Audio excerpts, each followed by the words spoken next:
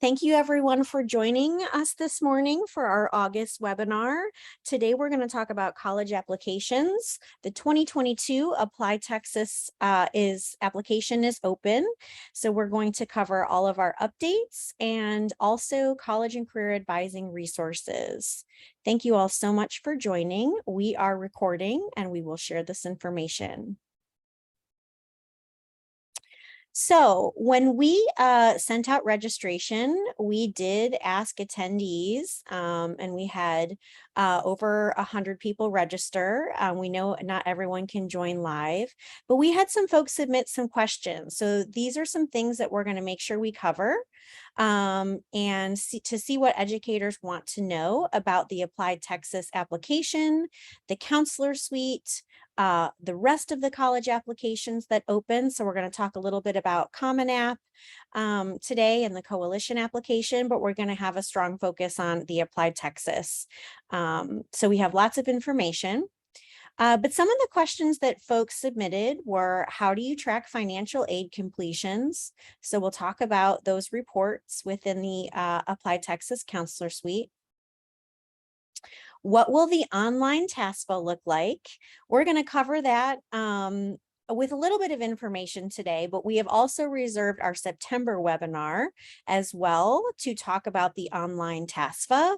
So if you would like to take a deep dive, we will make sure to cover all of that information in September, but we are going to talk a little bit about the online TASFA because that is coming out in October and comes out of our office at the coordinating board. So we'll briefly cover the online TASFA. How do educators get access to the CounselorSuite?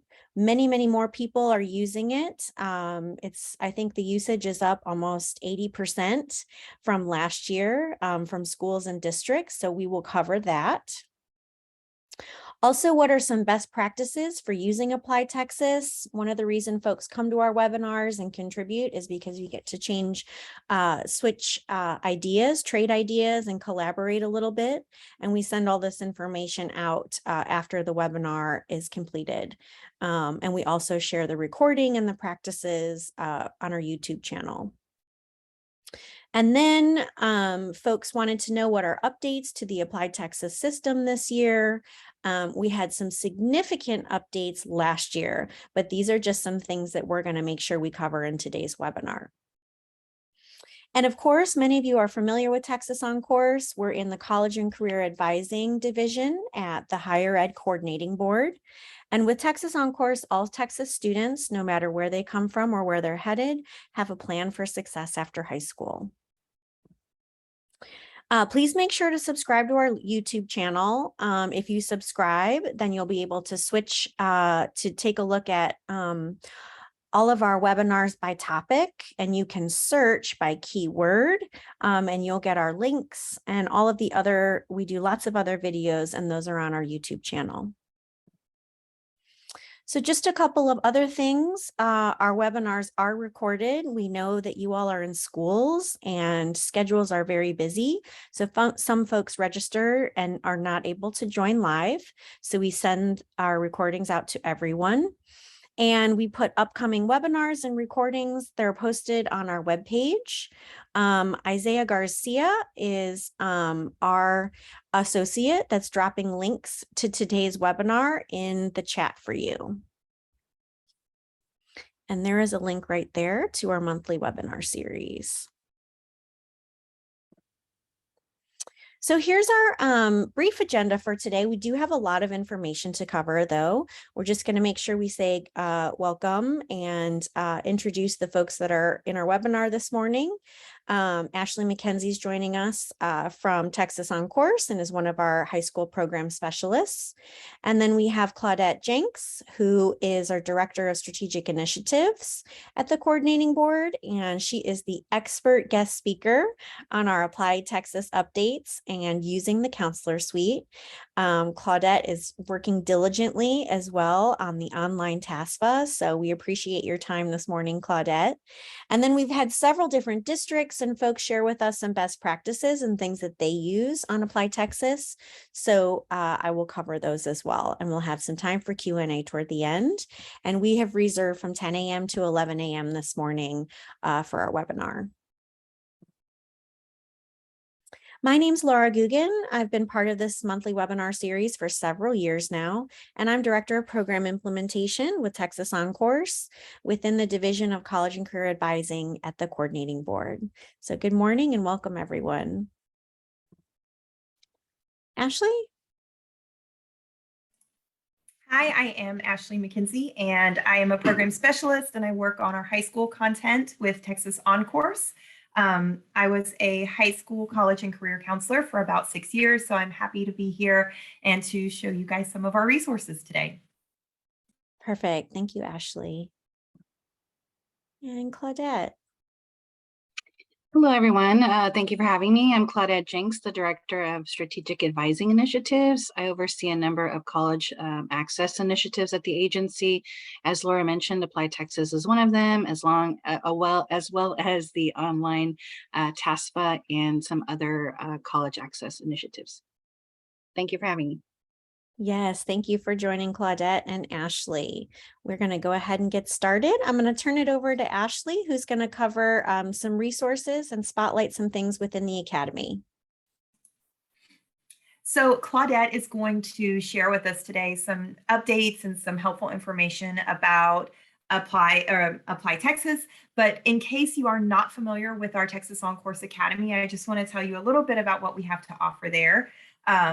So there are online at texasoncourse.org, you will find access to our academy, which is free online professional development for teachers, counselors, educational professionals, and it's a great way to get not only your CEU hours that you need, but it's also a way to refresh each year. And so this year we have just finished updating our ApplyTexas content. So even if you have already done our ApplyTexas module in Canvas, there is some new updated information there for you. If you want to go to the next slide, there you go. So in that module, you will find some best practices and some common errors that students experience. You will also see information about our CounselorSuite, which I know we had questions about. There are some comparisons between ApplyTexas and other application systems, as well as just kind of what the process is like for students that are completing that application. In addition to the ApplyTexas module, we also have a module that covers the Common App. This module is actually currently in revision, so you can still access it online if you're logging into the Academy, but starting at the beginning of September, you will see updated content for that based on Common App's updates for this round of applications. And similarly, it covers best practices, what the Common App can do, and some information about the recommender system, different types of admission options available through Common App, as well as what students will need to complete that. And then finally, we also have our coalition application module. It is also currently in the revision process. And so in early September, you should also see new content available there. This application has a lot of cool features, including the locker, collaboration space, application portals. And I know that students are starting to use the coalition application more and more. So if you are not familiar with it, this module is a great way to start to get familiar about what that application system can do. In addition to our Texas OnCourse Academy, I also want to highlight a new resource that, actually, let me show you where to find it. Sorry. On the next slide, if you, when you log into your Texas OnCourse Academy, we are using Canvas now. So for those districts that are familiar with Canvas and maybe you use that with your students, it should be easy to navigate. You would just click on the course that says Post-Secondary Pathways, Admission and Application Process. And in that course, you will see the modules for ApplyTexas, Common App, and Coalition. So they are all listed there for you. And now I want to highlight a new resource that we have coming soon. The Texas Higher Education Coordinating Board has been working very hard on a new website called Tomorrow Ready Texas. Unlike the Texas OnCourse Academy, which is focused on providing education to counselors and educators. Tomorrow Ready Texas will be parent and family focused. And so this resource is really for parents that want to get a jump start on helping their students get ready for college and career. Parents will be able to create an account. They will be able to start as early as 8th grade with to-do lists and action items and resources to help them know what they need to support their students to be ready for college and career. So if you want to go to the next slide, there's a little sneak peek. Once they log in, they will see various steps that are organized by month and semester based on what their students will be focusing on and what they need to get ready for. Those steps include important details, deadlines, links to resources for life skills, and all of our resources are related to adult living, college, financial wellness, careers, and even military readiness. This resource is really great also because there's a special emphasis on serving families that have students with disabilities. So there's a lot of information about transition services, work-based learning, and more. So that resource is expected to launch this fall, probably sometime between October and December. Be sure to check your emails because we'll be sending out lots of information on it so that you can share it with your families. And that's it for the resources. Thank you so much, Ashley. All right, we're going to kick it over to Claudette here in just a minute, but we do have some fun facts as we were looking at just historically, you know, the evolution of ApplyTexas, the application. We just thought we would ask, what do folks in the webinar, what do you think was the first year of the ApplyTexas application? Just go ahead and put your guess in the chat and let us know what you think. I see 1999. Great guess. 95.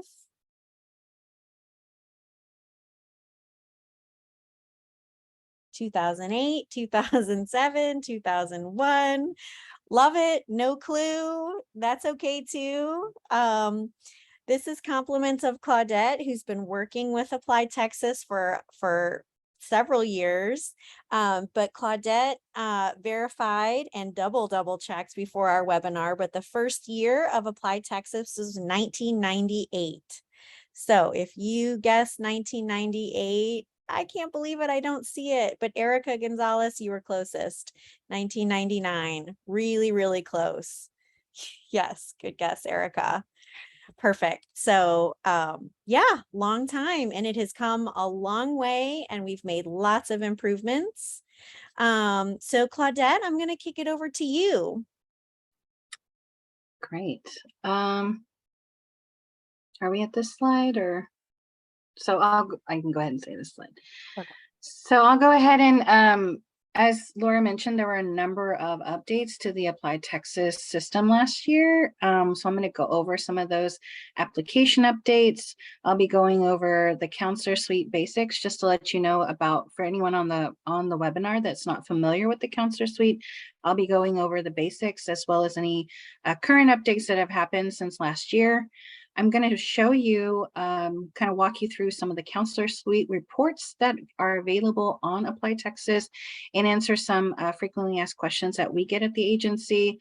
I'll also offer some contact information for you, and then we'll finish out with some Texas OnCourse resources and some additional Q&A. And this is just a little bit of a gauge. Sorry, Claudette, I didn't mean to interrupt you. We just always like to see sort of who has experience here, and we're just using a chat. We don't have a poll feature here, but if you just let us know, are you beginner, average, above average, experienced, or an expert on ApplyTexas, and tell us in the chat. We got some beginners, average, and experience. Perfect. It's always good for us to know. That's great. Okay, there you go, Claudette.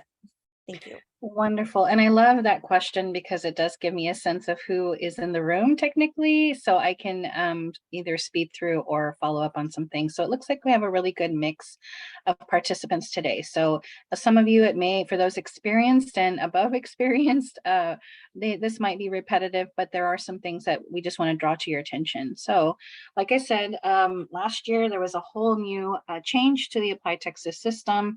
So I'm going to go over some of those current updates that were there from last year, just to remind you of some of those, and then also dive into the new updates for the application cycle that opened July 1. So last year, ApplyTexas transitioned to a new cloud-based platform. Overall, the ApplyTexas system was modernized and included several new features and functionality. The ApplyTexas application is now mobile friendly. There's information that can be automatically saved, so there's an auto save feature. There is a simplified account setup, and the ApplyTexas profile information gets updated across all of the open applications, which replaced that current copy functionality that was in the old application. Additional application improvements included having the app creation all on one page, so that made school comparisons easier for applicants. Texas residency questions were moved to one page, and the school search feature is now easier to use. Since last year, there have been additional applicant site changes that occurred in the spring and over time during the spring, and a few that were released on July 1 of this year. These included an improved identity management self-service tool, which makes it easier for applicants to get email verification done. It also makes it easier to resend verification and look up a username if it's been a few months since the student logged in. There's an improved management of table-based item entry. This is wherever there's multiple entries, for example, like the extracurricular activities section, the previous colleges or previous high schools attended section. So this function now makes it easier for applicants to enter and rearrange those items. The Texas residency and visa information moved to the application instead of the profile to improve residency determinations. This change allows for better integration of some rules under the dual credit applicants, particularly with the 36-month rule. This helps determine whether students intend to apply for Texas residency, and there is now easier determination of that skip logic based on an individual application. Address verification to the emergency contact and parent guardian addresses were added. Phone country codes changed, and they went from text input to a select box to reduce errors that were happening. That was happening pretty frequently, so the team made that change. And senior course listings have a longer text entry. There's also an improved institution search functionality. This includes search by semester, application type, majors, and making the research a little easier for the applicant. And finally, the email domain changed. Historically, we've contracted with UT Austin for who is currently maintaining the ApplyTexas application. It had changed from UT Austin to applytexas.org. So here is a screenshot of the identity management self-service tools. They are at the home. They're on the home page of the ApplyTexas website. You can see here that there are different options. It's more prominent, so you can have email verification, and the username recovery is can be done by exact match of name and date of birth, or by email. Also, as mentioned earlier, here's the table-based item entry. So this is an example. There's wherever there is those multiple entries, this is an example of the extracurricular activities section. An applicant can add, edit, delete, or rearrange the items easier. When they need to edit the details, there's a modal that pops up, and they can move things up or down. So you can see that on the right side. So it's a lot easier than the old way of the extracurricular activities. I remember working with students, and it's very difficult. So this makes it a lot easier for students. There is the research tool on both the applicant site and the CounselorSuite site. So it has a variety of inputs that can be researched by any combination of details. So clicking on more details would show more information about the semesters available, the application types, making this functionality more interactive and flexible. You can search by institution, the application type, which is dual credit, U.S. freshman, any transfer application, any of those that accept those application types. It can also be searched by semester and major availability. So we'll now go over the ApplyTexas CounselorSuite basics and review some of the most recent updates. Per legislation, the coordinating board oversees the ApplyTexas system, and it is currently maintained through a contract, like I mentioned, with the University of Texas at Austin. The ApplyTexas system includes a central website where individuals can complete and submit admission applications to all Texas colleges and universities. Part of that system also includes the CounselorSuite. So the CounselorSuite is a tool used by high school counselors and authorized users to track progress in completing both the ApplyTexas application and FAFSA. The availability of data on the applications for admission and financial aid enables the CounselorSuite to target their efforts, any users, to target efforts on students that are needing the most help in making that transition from high school to college. So that's why this is a great tool and a resource for you. With the information available in the CounselorSuite, any authorized user can view a list of students who have started and completed admission applications. They can link to individual student admission application details to review a student's application progress. Users can also view a student's FAFSA filing status, and they can create reports on student applications, which would include both the FAFSA and ApplyTexas applications. In order to access the CounselorSuite, the ApplyTexas team authorizes the ESC representatives at each Texas Education Agency region who manage those authorizations for high school counselors in that region. In order to access the CounselorSuite, the school district must first enter into a memorandum of understanding with the coordinating board. Most school districts already have an existing MOU with us, but if you are a smaller school district or unsure if your school has an MOU with the coordinating board, you can simply contact me and I can get that information for you. But like I said, a majority, I think probably 89% of the state school districts have an MOU on file with us. Counselors or authorized users at all public high schools may be authorized for the CounselorSuite. This is done at the discretion of the school district office once it's entered into that MOU with the coordinating board. Participation is free of charge, as many of you know. Counselors at private schools that pay for ESC services in specific regions may also participate if they have an MOU with the coordinating board. The school district is responsible for identifying those users who will be granted that access. And so then they send the names of counselors and their emails to the regional ESC contact. The ESC will approve or deny those counselor authorizations.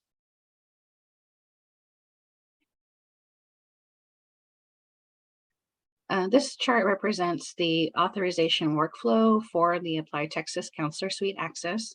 So you have dedicated ESC representatives that manage those authorizations to counselors and the district counselors. The ESC contact will enter a counselor or authorized user data into the ApplyTexas system. The district level counselors are authorized for multiple high schools within their school district, whereas counselors are granted authorization for the high school that they serve. Access is granted from 1 year from the date you are granted access and must be renewed each year.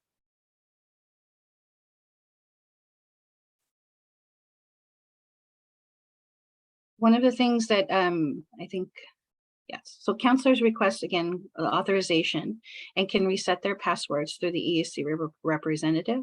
Once that authorization is approved, the counselor will receive that email with the login instructions and steps on what to do in order to get access to the CounselorSuite.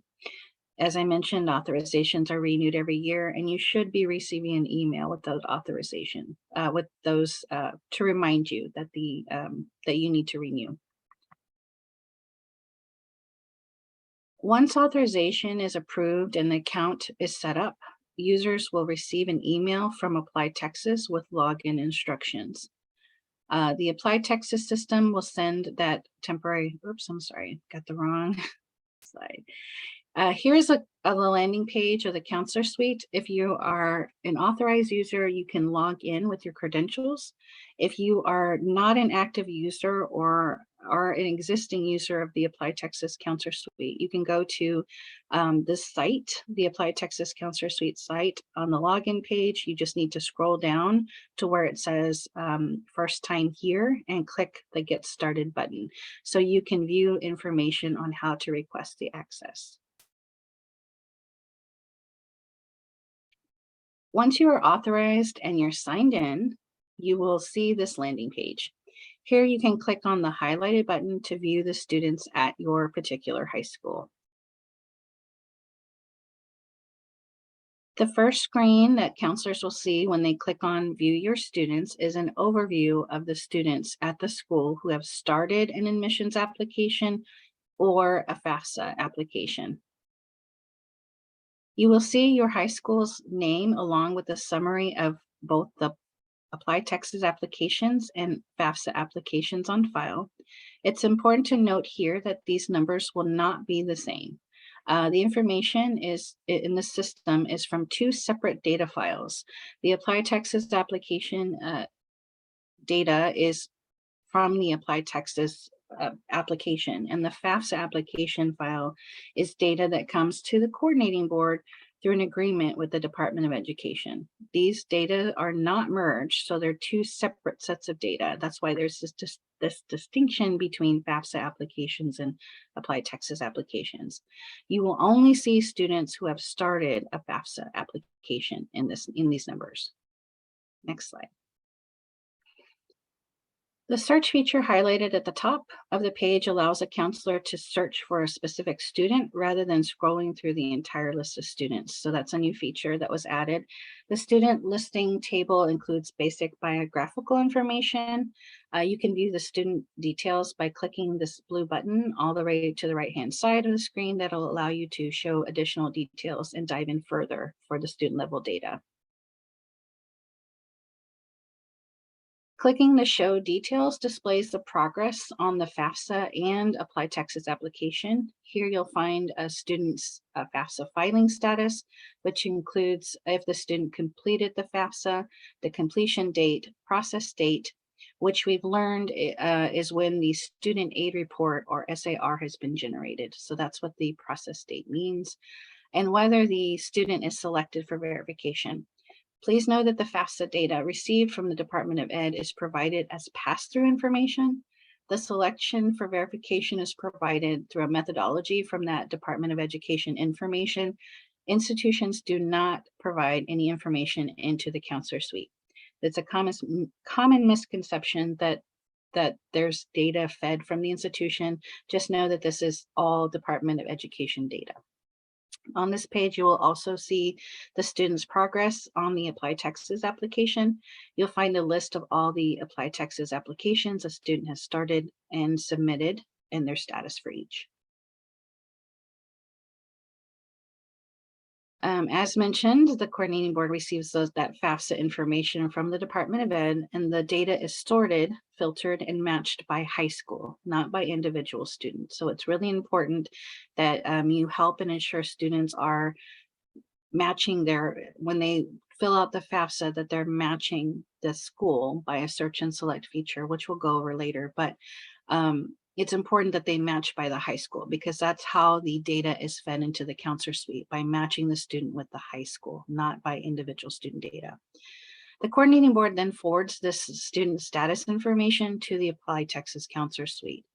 ApplyTexas posts that FAFSA data in the CounselorSuite, and that data is replaced with a new file each time. It's important to remember too that the FAFSA data in the CounselorSuite is released daily, beginning in mid to late October through June. The first report is usually added to the ApplyTexas site mid-October and is updated on ApplyTexas every morning, Monday through Friday. Previous year's information remains in that CounselorSuite until the first report of the new year arrives. So you won't see any new information until mid-October. Back in October, a soft launch of the new ApplyTexas CounselorSuite had opened. Based on previous usability studies, the ApplyTexas team made some improvements to the CounselorSuite, which included making the CounselorSuite optimized for mobile, improvements to the ESC representative authorizations. There's better connection to districts rather than individual schools. The district level counselor results returned as one list and they've been merged. And the ApplyTexas and FAFSA application list have also merged.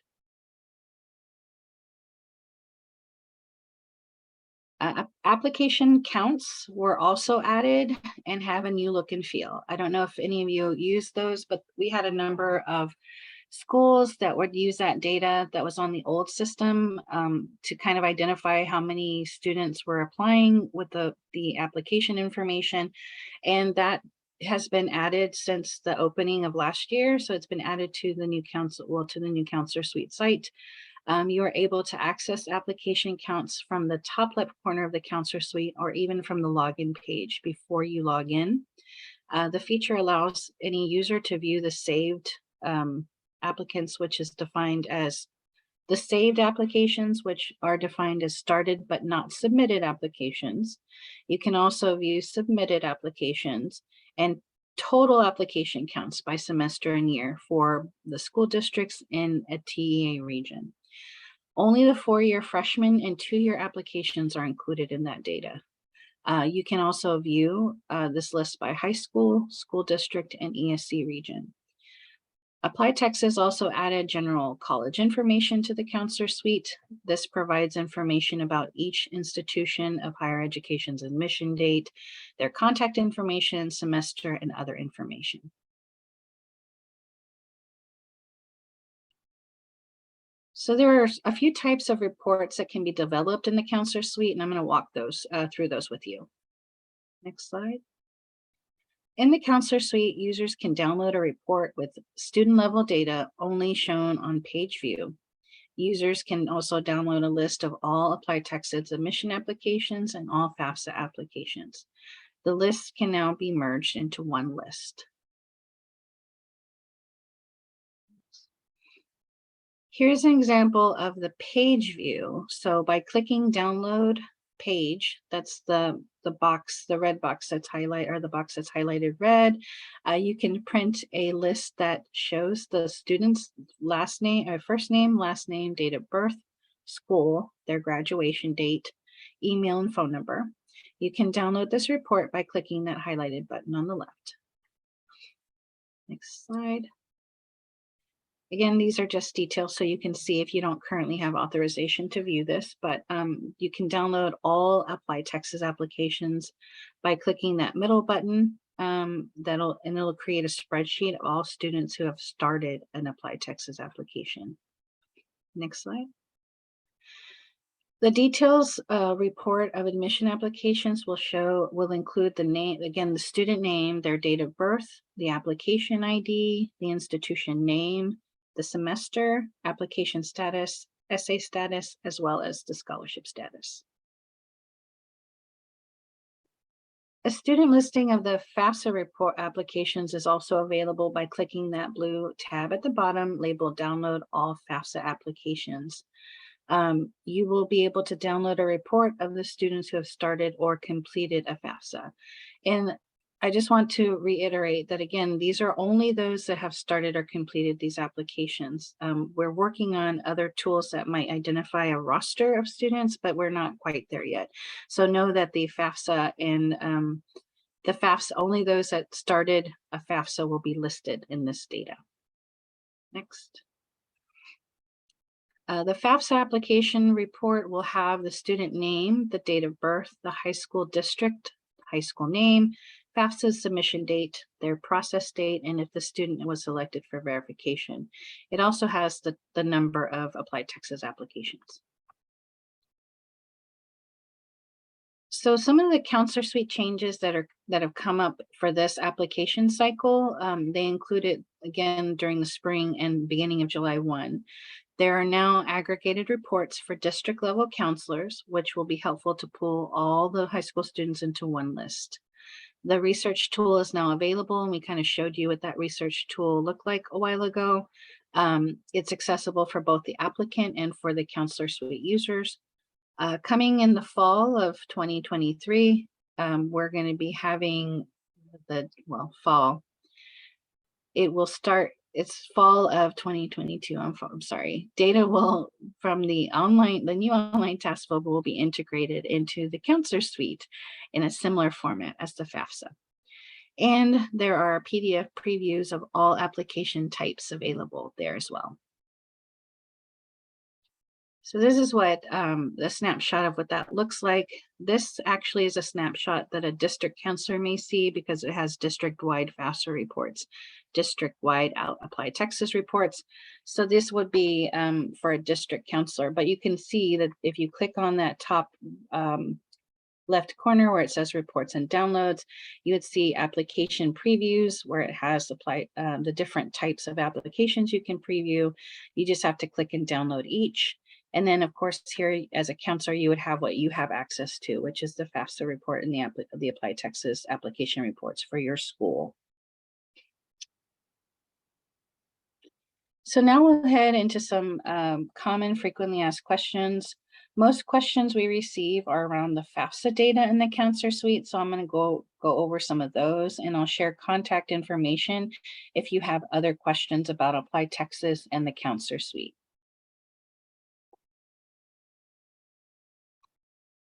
So over the years, we've received several questions about the FAFSA data available in the CounselorSuite. One of the biggest questions is that my student completed the FAFSA. Why are they not in the CounselorSuite? There may be a few reasons a student may not be listed in the CounselorSuite. So we start, these are kind of outlined with things to ask before you contact anyone about where these are. So we often begin by considering the following questions depending on the issue. So sometimes you'll ask, when did the student complete the FAFSA? So there is a need for processing time.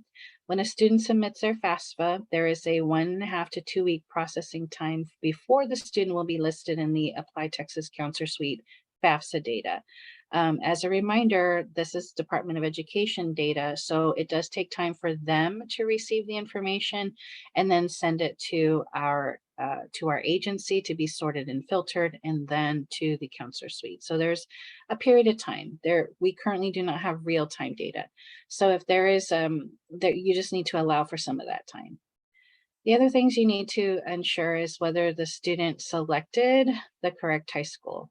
As I mentioned earlier, it's probably the best thing to ensure that the students use the search and select feature of the FAFSA application so that they get to the correct high school name. The students are matched in the CounselorSuite by high school name. So if the student manually types in the high school name, the student may not be matched appropriately. To ensure the student is included, they must search from that drop-down option and then select the appropriate high school. Any manual entries could also create multiple sets of data and will not match the ApplyTexas CounselorSuite. There are different ways that you can correct this information if a student does do this, but you can go to the Federal Student Aid website to make those corrections. Next slide. Other reasons why students may not show up after completed the FAFSA is if the student chose a renewal FAFSA instead of a first year FAFSA. The renewal applications are filtered out of the data that we have at the coordinating board, and then that's sent over to the CounselorSuite. So again, just make sure that the student, if you cannot find the student in the CounselorSuite, that may be the case. I think that may be corrected now that they have a different flow on the FAFSA site, but just know that that might be another question you might need to ask if they selected the correct one. We did have an instance where that did happen. We had to dig into really deep data to find that 2 students actually did submit a renewal application. So they actually went back and filled out the whole application all over again in the renewal application. So just ensure that they select the correct application type on the FAFSA. It's also good, if you'll scroll back just a moment, yeah. It takes about 2 years, well, it takes about a year for the Department of Ed to make any school name changes in the system. So you might want to make sure that if the school recently changed its name, that might also contribute to the student not showing up. And if the parent, this is another thing that we figured out, if the parent mailed in the signed printout of the FAFSA instead of using the FSA ID, then the system will not show a student as completed status. If a parent or student does not sign it electronically, but they opt to sign that printout, the data continues to reflect the student submitted it, but not completed the FAFSA. So it's important to note that it's important to note that the SAR can still be generated prior to receiving signatures by mail. So just know that if they're not showing up in the system, there are other avenues to identify whether a student has completed it either by an SAR or by some other method. But if it says that they've submitted it, it just means that, and it not completed, it could be that they decided to have their parent or they themselves printed it and signed it, and it hadn't reconciled that data yet. Next slide. If you have any questions about ApplyTexas, the CounselorSuite or FAFSA application, you can find a list of FAQs from the CounselorSuite login page, and this is what the snapshot looks like here. Next slide. To request authorization to the CounselorSuite or to reset your password, you can find a list of ESC representatives by going towards the bottom of the CounselorSuite landing page. There, I think I showed you in the snapshot above where it says first time here, question mark. This is where you can request, you click that and you can request access from your education service center. So below there, there's a button that says get started. When you click that button, that's when on the following page, when you click on it, there's contact information and there's a current list of the ESC representatives that will be displayed. So again, going back to the home page of the CounselorSuite login, and you just click on first time here, get started, and then the contact information, you'll find those ESC representatives, and they have direct emails to each of them. So that's where you can contact them. ApplyTexas staff cannot reset counselor passwords or reactivate any counselor accounts. That's the ESCs, but they can answer questions about schools in the database and using the ApplyTexas application or CounselorSuite sites by emailing a new email address that's listed on the page below. It says hsc@applytexas.org. So this again is one of those changes that was made from last year. So this is a new contact email. Next. Thank you. ApplyTexas has, again, help desk for applicants as well. So for assistance with questions about the application, students can contact the applicant help desk at support@applytexas.org. This help desk can answer questions about how to respond to error messages and assist the applicant with any application changes before the application is submitted.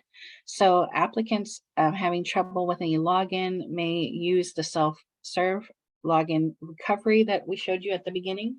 And then they could include, if they reach out to the account recovery help desk, they could include the ApplyTexas username if they have the full name or on the account, their date of birth, email on the account, and schools applied to in the ApplyTexas account. And so if they email any of that information, the ApplyTexas team can help identify the issue a little bit better.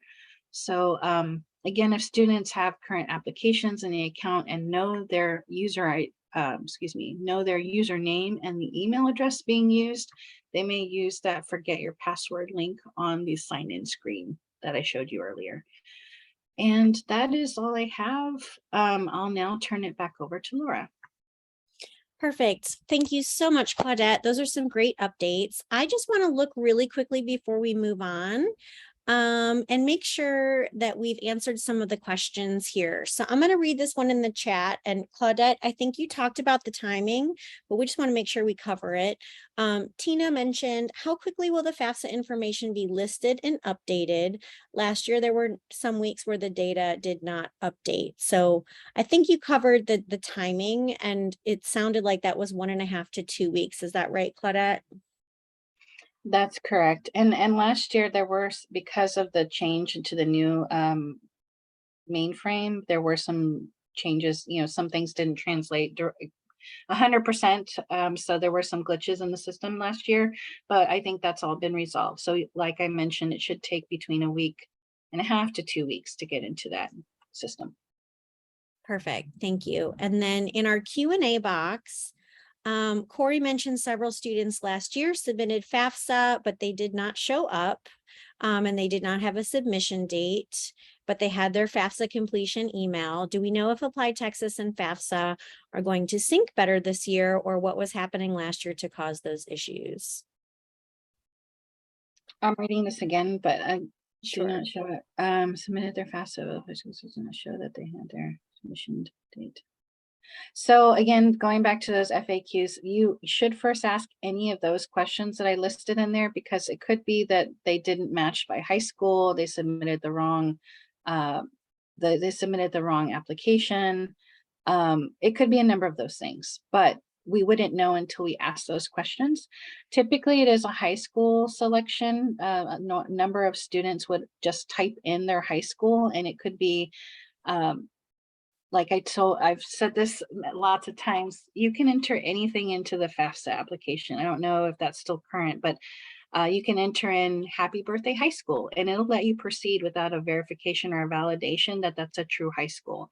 So it's best to make sure that they search and selected that high school, because if not, it won't match our system, and we wouldn't be able to provide that information in the CounselorSuite. We also discovered through research that whenever they do manual entries, they could create multiple listings, and so that does create a glitch in the system as well. Perfect. And then I believe you covered this one, Claudette, the process of receiving district-wide authorization to ApplyTexas. That goes through the ESCs as well, correct? Yes, that's correct. And those are authorized by the ESC. And it's like a district, any counselor that oversees multiple schools will have that access, because they would have access to every student within the high school. So it's important that that's monitored. Great. And then Elizabeth had one other final question in the Q&A box. Is last year's ApplyTexas and FAFSA information still in the CounselorSuite, or is it wiped for the new year? So for FAFSA data, as I mentioned, the data for that is still in there until the first report, which happens in October, mid-October, late October for the FAFSA. The application data that you're seeing is for the current cycle, because the ApplyTexas application opened as early as July 1. Now, something else to note is that not every institution opens July 1. They have the choice of when they open their applications. So they could open July 1, many open August 1, and some others can open at a later time. So just know that that's not a consistent open date. You need to make sure that the student goes to the website of those institutions they intend to apply and check when the application will open. Great. Thank you so much, Claudette. Okay, so we're keeping track of time. We're right on schedule. So just to talk a little bit about best practices and using the data, we work with a lot of school districts, so we get a lot of different kinds of feedback on what they do. And a lot of us at OnCourse, have used these tools before. So just a couple of things on using the data. We have heard to really focus on the students that really need it.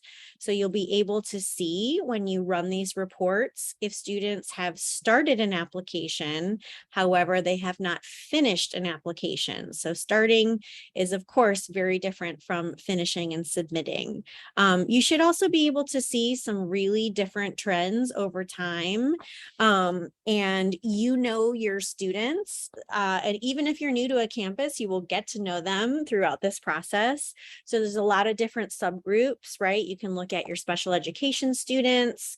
You can look at students by quartile. You can look at, you know, your top 50% of the class, all sorts of different subgroups. You can do a lot with trends, especially if you're an Excel whiz, but there's a lot of different things you can look at in the reporting. And then when you download them, those are your reports. So you're able to have those. And then you can compare to other data. You can look at your college readiness data.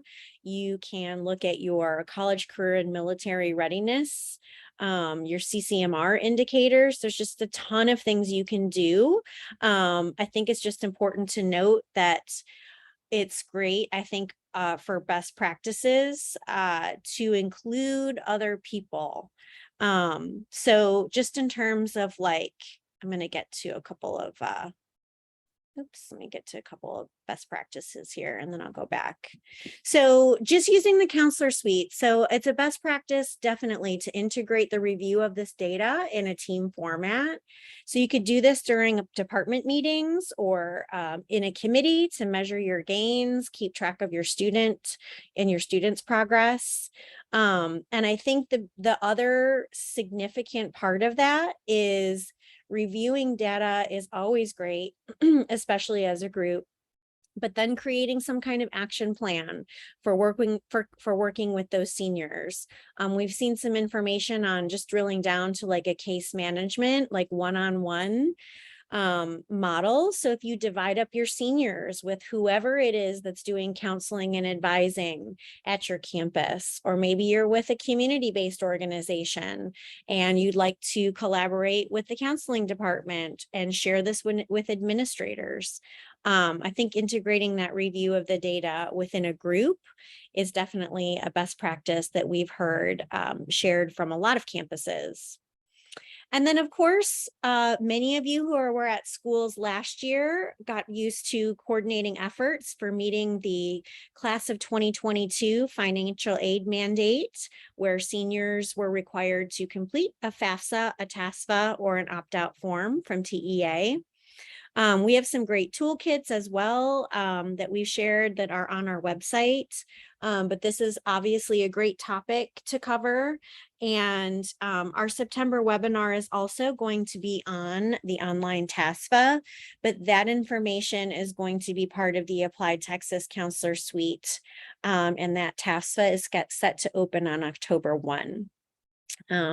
So just thinking about tracking those opt-out forms, and there's some great tools within the CounselorSuite that will help you meet that requirement.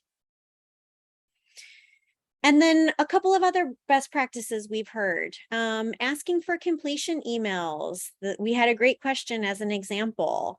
We know a student completed that FAFSA, so that's great. So if you're manually checking something, you can see that and you can see when that is updated. You'll see that documentation. Of course, the Common App is a separate application. So is the Coalition application. So you might want to track Common App students that are working on the Common App separately. And then we really can't say this too much within the webinar, but checking for accuracy, using your full name for students and their school, searching by CEEB code, and making sure that they've picked the right school. They're not using any nicknames.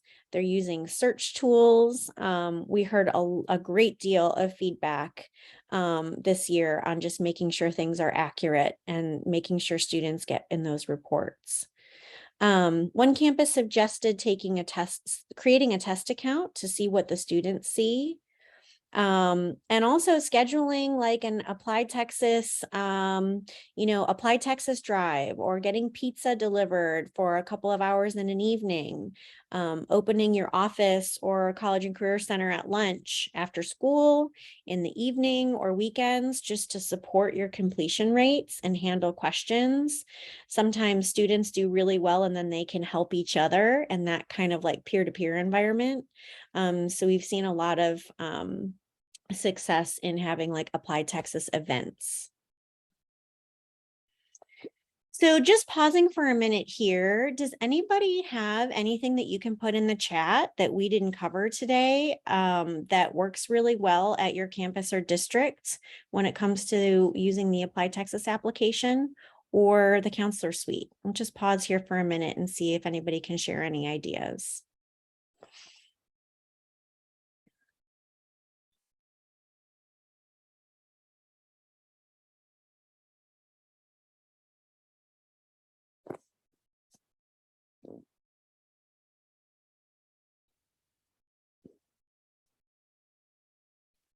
So we did cover a lot. So if something comes up, you can feel free to just put it in the chat. If there's something that you can see that works well. Suzette, thank you. You mentioned partnering with local colleges to be on site to assess students. That's a great use of stakeholder help.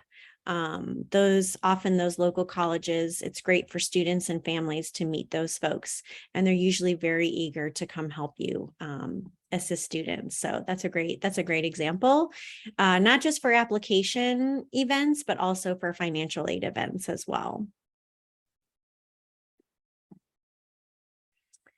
Okay, just to make sure we close out by 11 a.m. If you have a question or you would like to put something in the chat to ask or add a comment, we have about 3 minutes left, and we hope we've covered everything. We will pause here just to see if there's any final thoughts.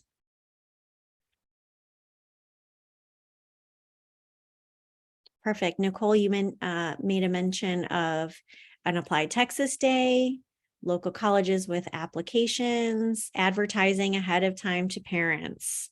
Absolutely. A lot of this is event planning and marketing. We know that. So thank you all so much for joining us this morning. We're just have a couple of minutes.